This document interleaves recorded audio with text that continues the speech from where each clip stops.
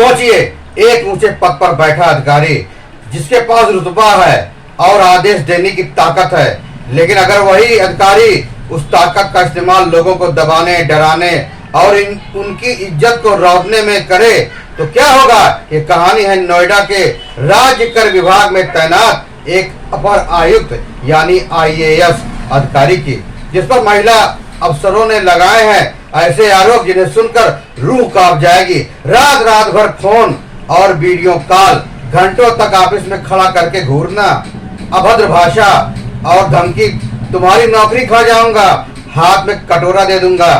आज हम आपको दिखाएंगे वो पूरी कहानी जिसमें आरोप है सत्ता के दुरुपयोग के, आरोप है महिला अधिकारियों के उत्पीड़न के और आरोप है इंसानियत को शर्मसार करने वाले व्यवहार के।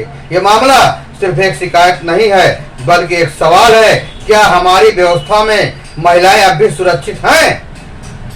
नोएडा के राज्य कर विभाग में तैनात एक अपर आयुक्त सीनियर IAS अफसर है।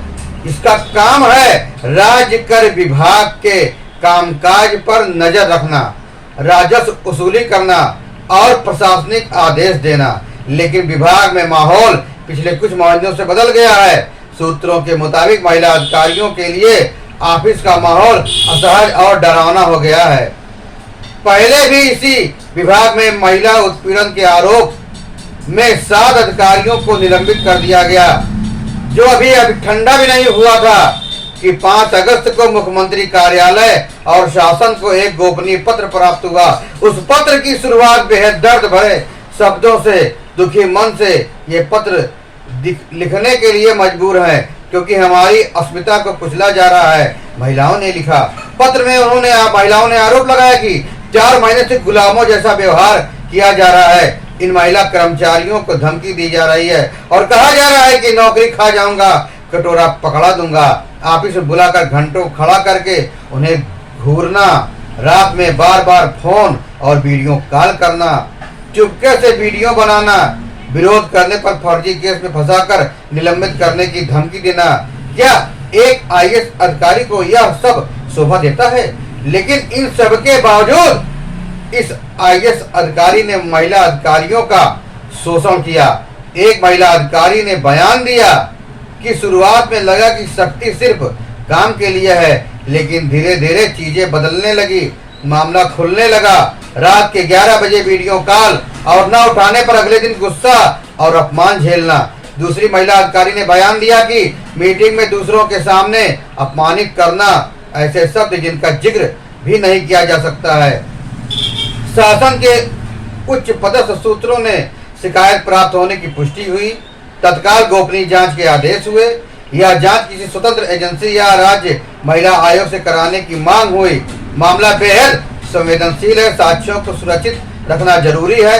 IAS अधिकारी की पृष्ठभूमि, पहले किन किन जिलों में तैनाती, कैसी छवि रही, सत्ता के दुरुपयोग के उदाहरण, कैसे पद का इस्तेमाल डर फैलाने के लिए हो सकता है। सवाल, सिस्टम में बैठे शक्तिशाली लोगों के खिलाफ गवाही देना कितना मुश्किल है। महिला अधिकारियों ने क्यों इतनी देर की? क्या उन्हें डर था कि बदनामी और करियर खत्म हो जाएगा? उन्होंने सामूहिक रूप से पत्र भेजने का फैसला क्यों किया?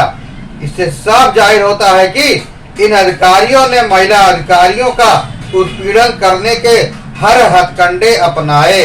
सोशल मीडिया पर मामले को लेकर लोगों में आक्रोश व्याप्त है। लोगों की मांग है कि निष्पक्ष जांच होनी चाहिए। खैर, अब जांच शुरू हो गई है, लेकिन गोपनीय IAS अधिकारी की ओर से अभी तक कोई आधिकारिक बयान नहीं दिया गया है।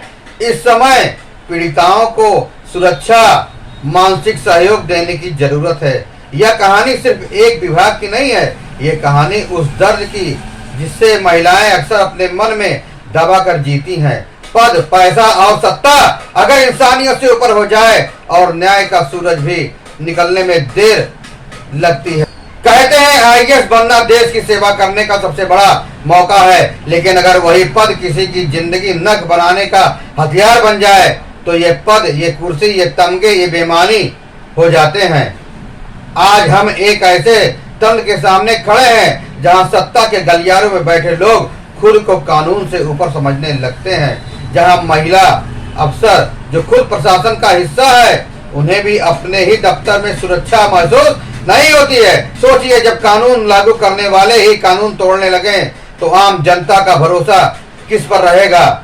यह मामला सिर्फ यौन उत्पीड़न का नहीं है, यह मामला है ताकत के नशे में इंसानियत को कुचलने का। यह मामला है एक महिला की गरिमा, उसकी आत्मा और उसके आत्मसम्मान को तोड़ने का। और जो लोग सोचते हैं कि महिलाएं चुप रहेंगी, डर के साए में जीती रहेंगी, उन्हें यह समझना होगा कि हर चुप्पी का एक अंत होता है, और जब वो टूटती है तो उसकी गूंज सत्ता के दरवाजे हिला देती है। सरकार से सवाल है, क्या बेटी बचाओ और बेटी पढ़ाओ नारा, क्या महिला सुरक्षा सिर्फ पोस्टर और भाषणों तक सीमित है? अगर एक आईएएस अफसर पर लगे इतने गंभीर आरोपों की जांच भी धीमी पड़े तो फिर छोटे शहरों की, कस्बों की और आम महिलाओं के लिए न्याय का रास्ता कितना कठिन होगा, ये सोचकर ही रूह कांप जाती है। और उन ताकतवर लोगों से भी कहना है, याद रखो, ये कुर्सी तुम्हारी हमेशा नहीं रहेगी। तुम्हारे पास जो सत्ता है वो जनता की है, देश की है, और अगर तुमने इसका दुरुपयोग किया तो एक दिन यही जनता तुम्हें कटघरे में खड़ा करेगी। न्याय देर से मिल सकता है, लेकिन जब आता है तो पूरी दुनिया देखती है। गुनाह कितना बड़ा और सजा कितना भारी। ये कहानी खत्म नहीं हुई है, ये शुरुआत है एक लड़ाई की, एक आंदोलन की, एक सबक की। चाहे कितना भी बड़ा पद क्यों ना हो, अगर तुमने किसी की इज्जत पर हमला किया तो ना जनता माफ करेगी ना इतिहास। इंसाफ का सूरज उगने में देर हो सकती है, लेकिन जब उगता है तो अंधकार खत्म हो जाता है। आपको यह खबर कैसी लगी?